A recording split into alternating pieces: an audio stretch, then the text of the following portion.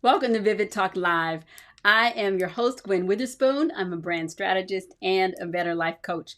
Vivid Talk Live is all about your personal and professional development.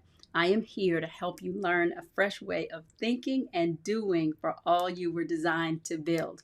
You can watch live Wednesdays at 7 p.m. Eastern Standard Time on your favorite social networks or on my website at gwenwitherspoon.com, where you will also find the replays.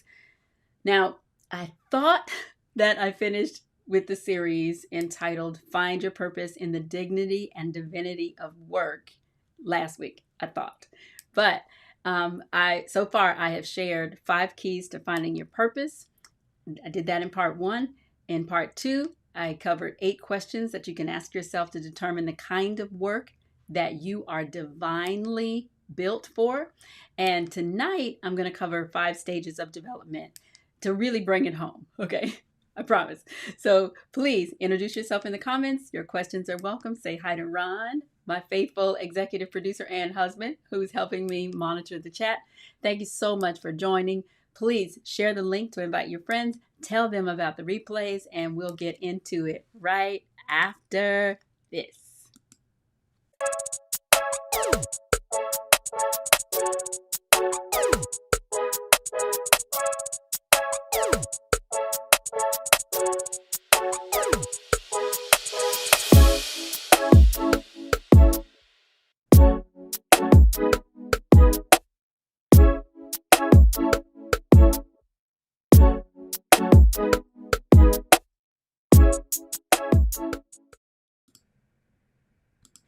Now, make sure you follow at Gwen Fuchsias on Facebook, Instagram, Twitter, and on Gwen Witherspoon Coach on YouTube.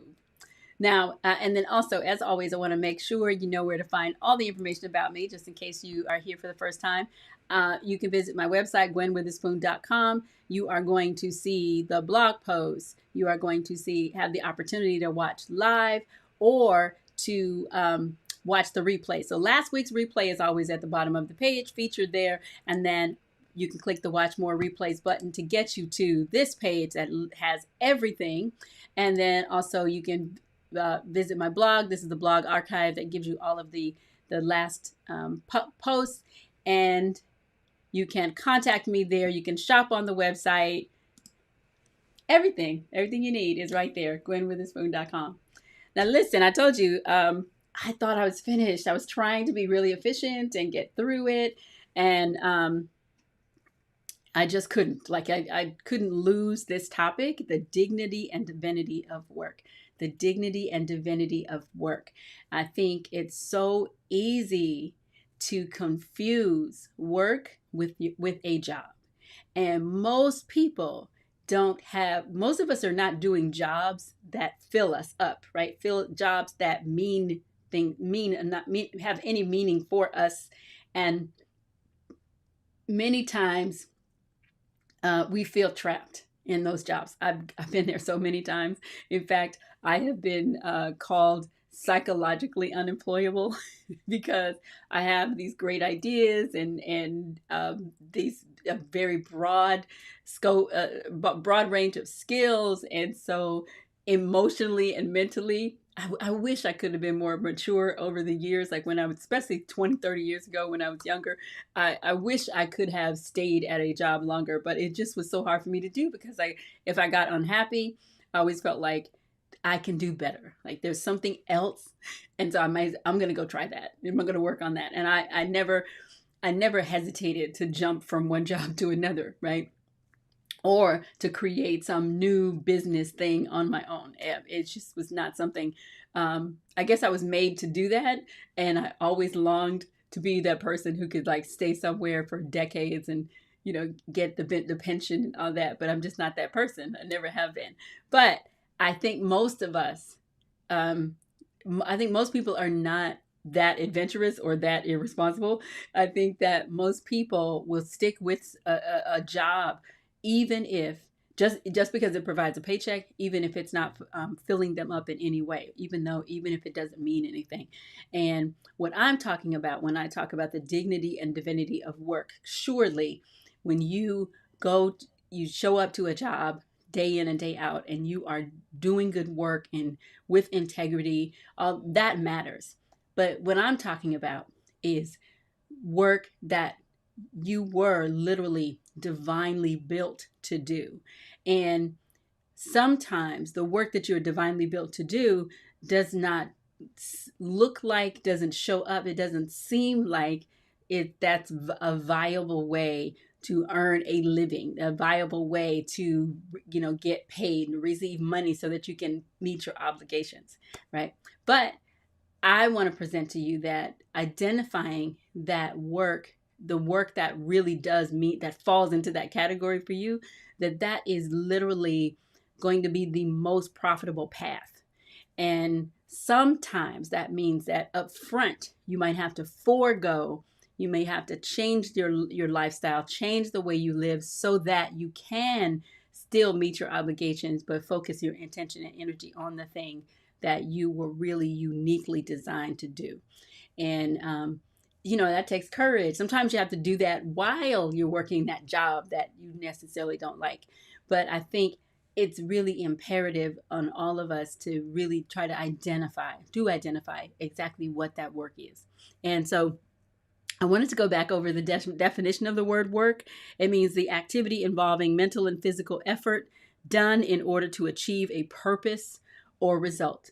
The title of this series is Find Your Purpose in the Dignity and Divinity of Work. And I say that because I create that title because I find that most people, if you ask them what's your purpose, they can't answer, right? So if that's you, you are not alone. That's like most people cannot answer that question. And I think most people don't understand that purpose is not something that you come out of the womb understanding, right? Purpose is something that you will discover. You'll find it as you engage in effort, as you participate in different activities. The more you try, the more you discover, the more you explore, the more experiences you have. That's why I feel like at this point, at my age, I'm probably the best suited for everything that I've ever dreamed and ever wanted to do, whether those things have come to pass or not, or whether there's even a shred of hope that those things coming to pass. I feel like I'm more equipped to do it now because I've experienced so much. I've learned so much. I failed so much, right? So I feel like that I had a sense of purpose earlier, but I feel like the work that I have been doing since I got an idea of what that purpose was, the work that I've been doing has formed and fashioned and helped to really define that purpose, to confirm it, right? To help me believe in it, to have confidence in it. It's trained me to teach myself. I've taught myself to trust what I see and what I believe and what I think, right? So it's the work, it's the action. It's not, I think it's that the complete circle. You want to, it's not enough to have some information. Like somebody could tell you something about yourself and you could even agree that that is true. But just having that information alone is not the thing that transforms you, and it's not the thing that actually helps to bring it to pass in your life. You need information. You need to be able to process that information in some way. Like you have to. Most people will say, "Oh, well, I have to do it." Like if you try to teach them something new, I have to do it. Well, we all really have to do it. We have different learning styles, but we all have to complete the cycle where it's like a spirit, soul, body engagement. You need your whole self involved in it to really learn a lesson.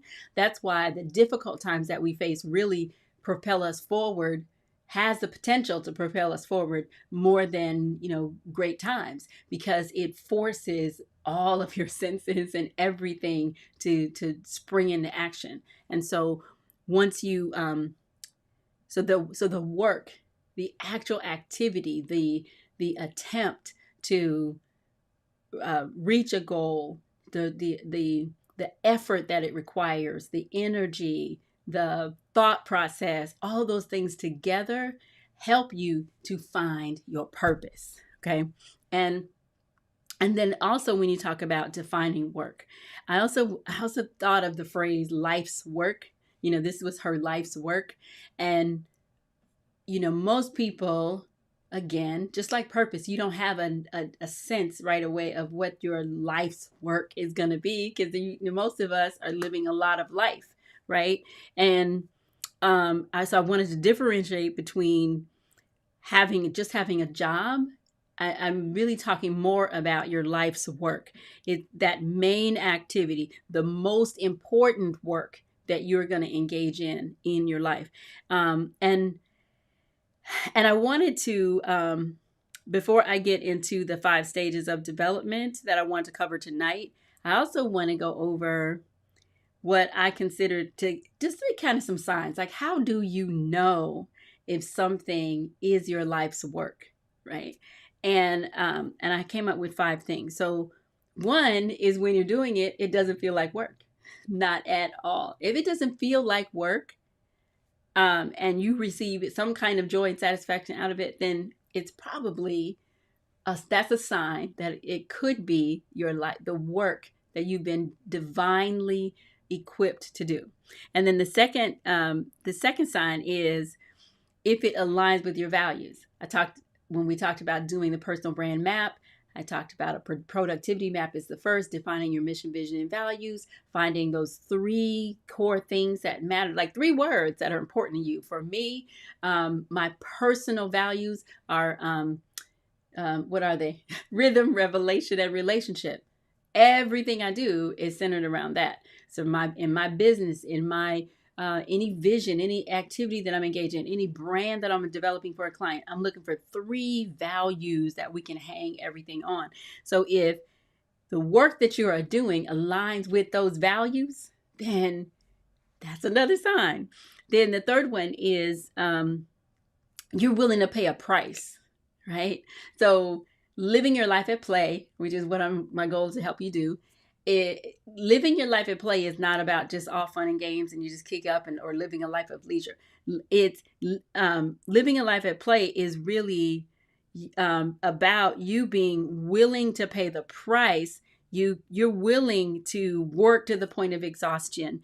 But you can work to the point of exhaustion and you can't wait to get up to do it again. That becomes play. You expend effort, you overcome obstacles, you go through trials and difficulties, you get knocked down, you get back up. That still qualifies as play when you are doing work that you are divinely designed to do. Okay. And so if you're willing to pay the price to get this thing done, whatever it is, that could be your life's work. And then number 4 is you have found a rhythm. Matthew 11:28 through 30 in the Message translation of the Bible, Jesus talks about learning the unforced rhythms of grace. I love that. The unforced rhythms of grace. So unforced rhythms of grace is about you learning how to walk in the thing that you are uniquely, that inherent tendency. I'll talk a little bit more about that in a minute. But that inherent tendency inside of you, when you learn how to roll with that and not work against it, that's when you have found a rhythm. And I told you I value rhythm, so it's super important to me. And then the last sign that you know that this could be your life's work is that others confirm your gifts. The Bible also says that your gift makes room for you. So it's making room for you, and it says it'll also bring you before great men. It'll bring you before people of stature, people of influence. So if other people, people from all parts of your life, it doesn't have to be necessarily some notable person, but if others are confirming your gift in some way, like, oh my God, like you're a natural, right?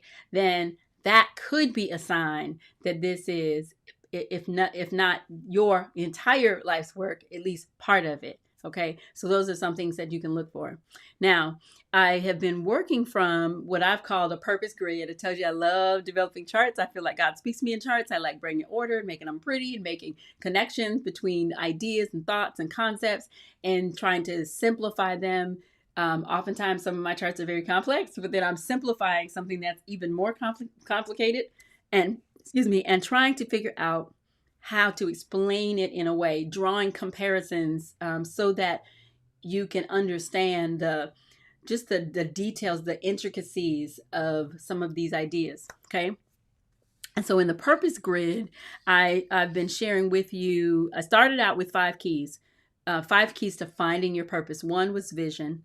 The second one was communication, which really is about you exercising your gift, like using it and sharing it with other people, communicating who you are and what you do through what you do. Okay. And then the third one was study, really making a commitment to earning a PhD in you, right? And then number 4, talent, finding that working with your natural aptitude, whether it's artistic, athletic, musical, whether you're handy and your intelligence, whatever it is, really you focusing on what's your natural aptitude.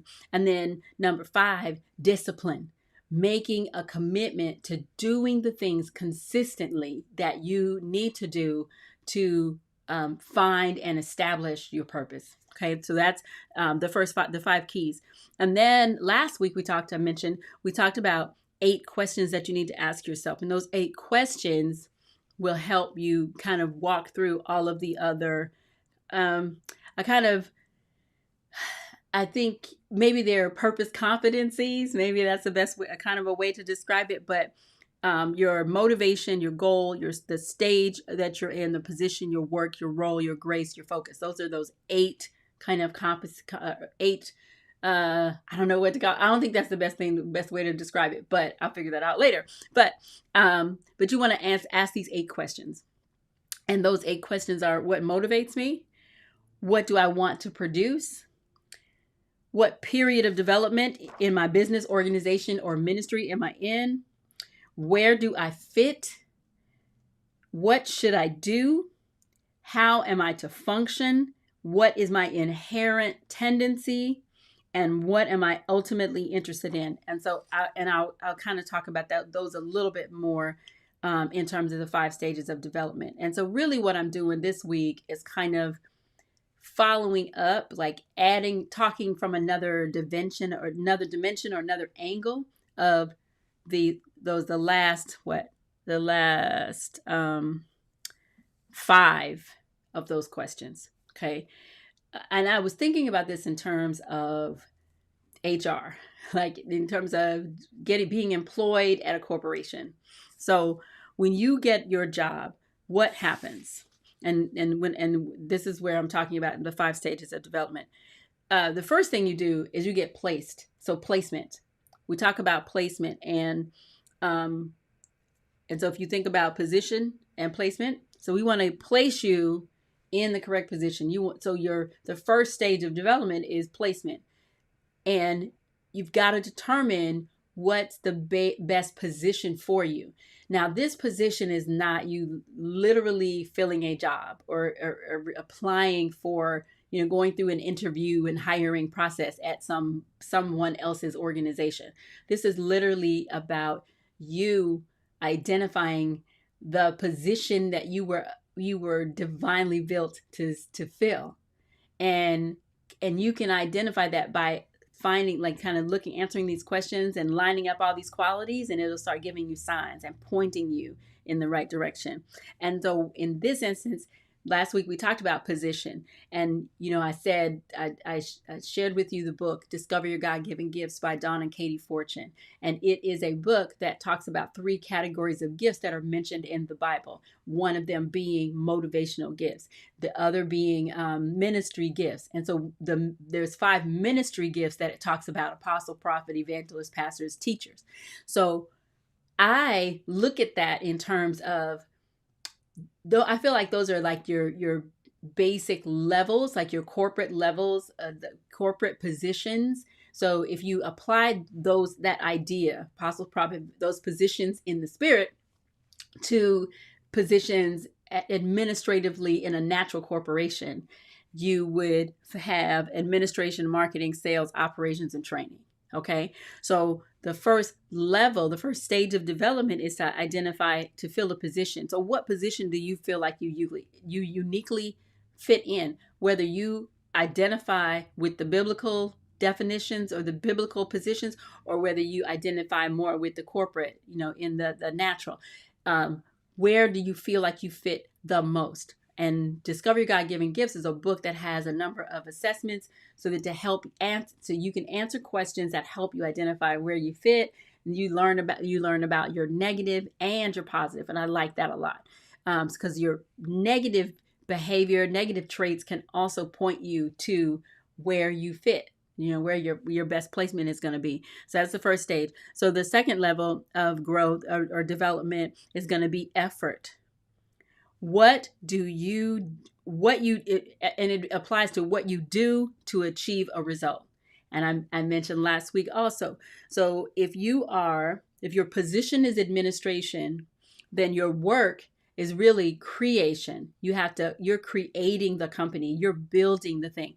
I'm a creator day in and day out. I can't help myself.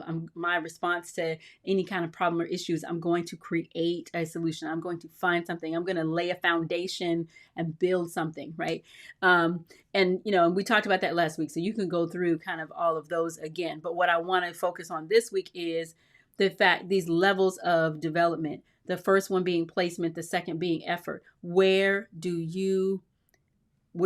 the best place or best thing for you to be doing to achieve a result, the result that you are seeking? Okay. And then the third one is function. What role do you play? The third level of development is function. What role do you play? And we talked last week. Your role, if you're an if you are, let's pick another one. If the spiritual position is evangelist, the natural function is, or the national position would be sales. Your work would be recruitment, and your role would be rainmaker, right?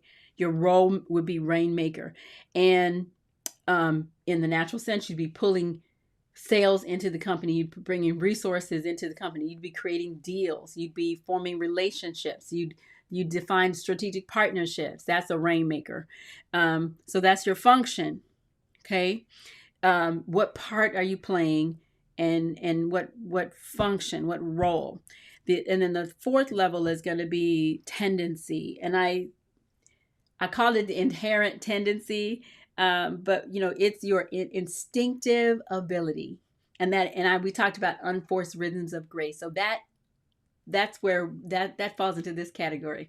It is what's your tendency? My tendency is toward building. My tendency is toward instruction. My tendency, yours could be toward insight, toward gathering, toward guiding. So what is your tendency, your instinctive inherent ability? That's level 5. And then level 4. Level 5 is interest. It's the center of interest or activity. Where should you focus your effort, right? What's the best place for you to focus your effort? And that could be, we talked about last week, it could be structure, it could be perfecting, it could be promoting, oversight, publishing. I mean, clearly there are an unlimited number probably of subcategories and combinations of all of these things. But what I'm focusing on through this series is I want you to really hone in, study where do you fit the best? Those that clear definition, and we're building from one dimension to another. Okay. And when you come up with all of those things, you piece them all together, it starts telling a really clear story. And you want to write it down, because then that starts helping you to understand more fully who you are, what your purpose is, to help you find your purpose, and to help you. And I think overall, I want you just to get a sense of literally the fact that the work that you do is divine.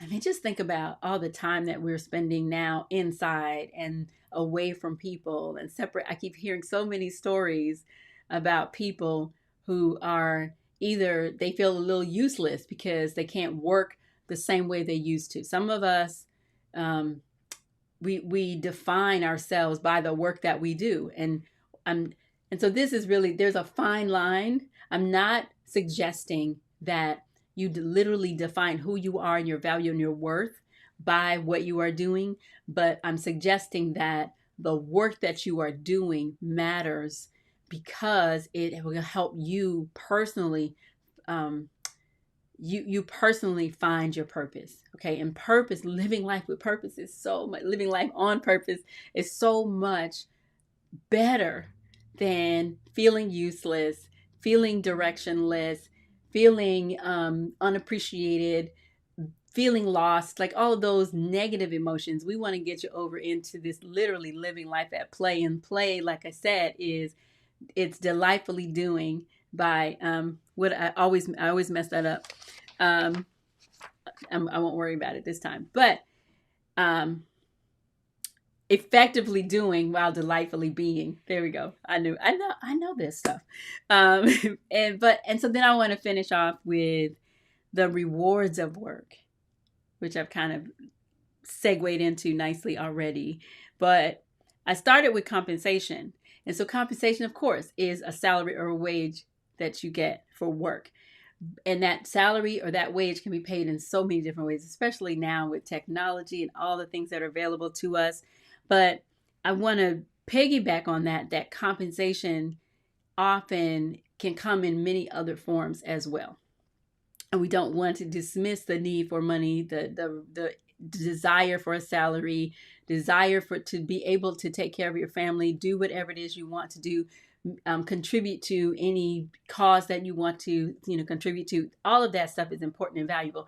But beyond that, so many of us, we will work when it is important, when it lines up with our values, when we are, we have found a rhythm, when others confirm our gift, we will work even when the money per se is not there, because we get so many other benefits from the work.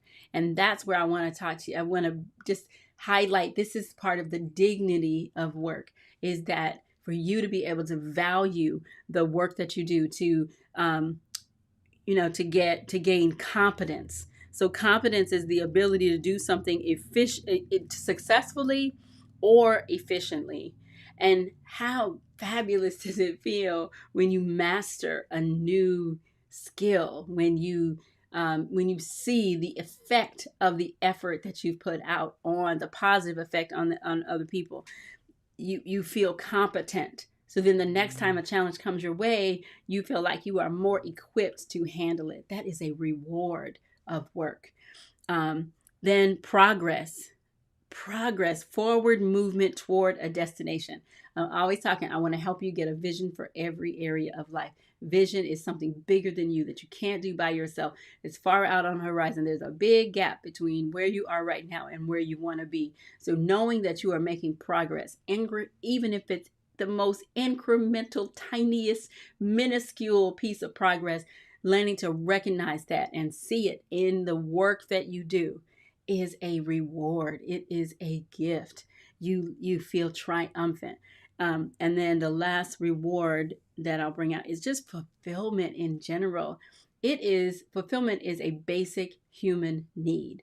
Maslow's hierarchy of needs, they call it self-actualization, but being fulfilled, finding meaning in the work that you are doing. Fulfillment is achievement of something desired, promised, or predicted, right? Or planned or imagined. And so how delightful would it be to work, to get up every day looking forward to the work that you have to do, the tasks that are in front of you, even if they are big and feeling insurmountable and, full of problems and issues, but you are uniquely built, divinely designed to actually do the work and get the result. And you are seeing your competence growing while you make progress, and you are fulfilled. That's the key. That's the path to finding your purpose. And you don't have to, once you get, and it's almost like you get caught up in the work to the point where it's hard for you to even know the time, to be able to judge the time. You don't realize how much time has passed. My family, my father, I mentioned, my father was in the Army. He served in the Army for over 23 years. He retired in Anchorage, Alaska, and Alaska is known for its Indian summers. And those Indian summers, and it's also called, the state of Alaska is called the land of the midnight sun, because in the summer, starting 4th of July on, the sun may not go down until 1:30 in the morning. Ultimately, when we have the longest days and the most light, the sun doesn't go down until 3 or 4 o'clock in the morning, or it doesn't come back up. May come back up in a couple of hours. And when sun goes down, it's like still like dusky. It's not pitch black. It's not 6 months of light and 6 months of dark, but it is this amazing gradual process that does still get very extreme. And what I love is my mother at one point just got into gardening. And so she'd go out in the yard, and because the sun didn't go down, until very, very late, she could be out there till 1 o'clock in the morning trying to, planting flowers and just got and enjoying herself, because she would get lost in it. We'd have to go outside and be like, "Ma, it's 1 o'clock in the morning. You need to come in," right? And so that's what I'm talking about, is you get involved and engaged in your work to the point where you lose track of time, and it's just fun, like, ultimately, because but then even when it's not fun, you can put yourself into it and just invest yourself and commit fully to getting a result. But it's because this is your life's work. This is the work you've been designed to do. This is your purpose. And that's where I want to encourage you to get to. Now, I said, so I'm done for the day. I'm so proud of myself. Look, I didn't talk forever. That's probably why, because I talked extra long last week trying to finish out the series. And so this week, this is kind of a nice summary. But I said in the beginning that we go live every Wednesday at 7 p.m. Eastern Standard Time. And we are going to continue doing Vivid Talk on Wednesdays. But going forward, it is going to be called Vivid Talk, just Vivid Talk. We're gonna drop the live part. I'll pre-record the episodes, and we'll still stream them live. Like they'll still play live on Wednesdays, where you could comment and share and all of that. But I want to be able to dig in. So I think today is episode 36, and I want to be able to dig in some more, prepare the lessons a little bit more for you. I want to be less verbose at some point, and I can't promise you that they're going to be shorter, but at some point I will be pulling out pieces and tidbits and making some shorter versions so that you can consume in pieces a little bit more effectively and fit it into your life a little better. Because I know I love, like, my favorite speakers. I will listen to them forever, but life just is crazy busy. So I want to be able to provide you just a variety and just improve on what we're doing. So still on Wednesdays at 7 p.m. Eastern Standard Time, still on all your favorite channels, and you can still find everything at gwenwitherspoon.com. But I'm putting it out there, beginning next week. We won't be Vivid Talk live, but it'll be Vivid Talk, and we'll continue. And I'll start kind of filtering in some guests and things like that, and just some other ways to get the concepts and ideas across to you. So thank you so much for joining. Follow Gwen at Gwen Fuchsia, Instagram, Facebook, Twitter, and Gwen Witherspoon Coach on YouTube. And we'll see you next week. Oh wait, let me see. Let me let that run. Gwen, Twitter, YouTube. There we go. Have a great night.